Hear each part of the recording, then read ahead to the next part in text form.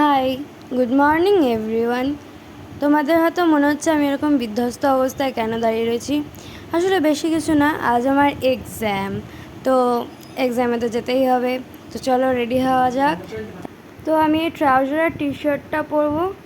তো যেহেতু অনেকটা দূরে যাব, তো আমি কমফোর্টেবল ড্রেস পরাটাই প্রেফার করি।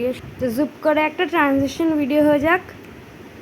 তো কেমন লাগছে গাইজ একটু ভালো করে বলবেন। তাড়াতাড়ি করে আমি জাস্ট চুলটা আঁচড়ে বেঁধে নিচ্ছিলাম। আর একটু ঢং তো করতেই হবে, যেহেতু মেয়ে, ঢং ছাড়া তো আর আমরা কী আর বলবো। তো তাড়াতাড়ি করে চুলটা বেঁধে নিলাম। আর এই গরমে তো যেহেতু হাইওয়ে দিয়ে যাব, তো সানস্ক্রিন লাগানোটা একদম মাস্ট।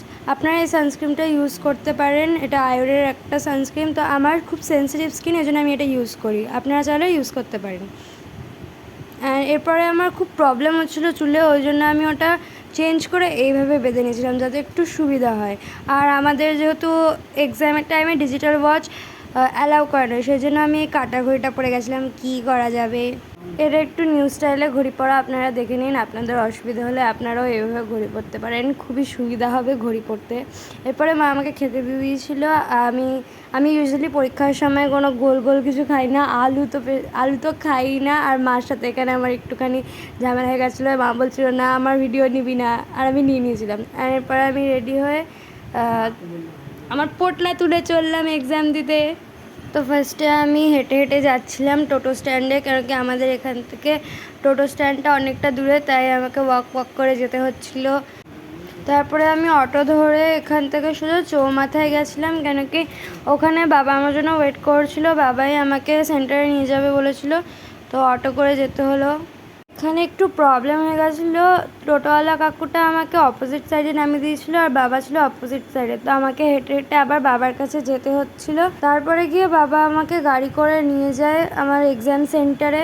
এক্সাম সেন্টারটা সত্যিই আমার বাড়িতে অনেকটা দূর ছিল, তো 45 মিনিট ওয়েট করে তারপরে আমরা সেন্টারে গেছিলাম।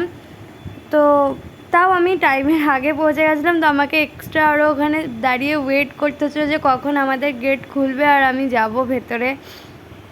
তো এখানে আমার কিছু ফ্রেন্ডস ছিল, আমি ওদের সাথে সাথেই যাচ্ছিলাম। আর এখানে অন্য আর একটা কলেজেরও এক্সাম ছিল, তো সবাই মিলে একসাথে গেছিলাম। আর একসাথে একটা রুমেই আমাদের সিট পড়েছিল। অ্যান্ড দেন এখানে ওরা কিছু বক্তব্য রেখেছিলো, সেটা আপনারা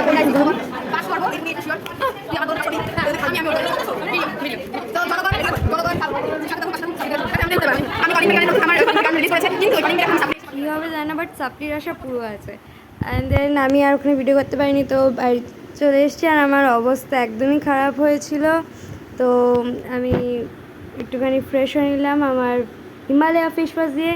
দেন আমাদের একটা নিমন্ত্রণ ছিল, একটা সাদ্র বাড়িতে নিমন্ত্রণ ছিল। তো আমি এই ড্রেসটা পরেছিলাম। অ্যান্ড আমি কোনো ব্লগ বা কিছু এরকম ভিডিও করিনি, জাস্ট আপনাদেরকে দেখাচ্ছি যে আমার ড্রেসটা কীরকম ছিল, ব্যাস আমি এইটুকুনিই দেখেছি। অ্যান্ড দেন আসার পর ওখানে আমাদের একটা হাজমোলা দিয়েছিল, আর আমি খুব খুশি হয়েছিলাম এটাতে।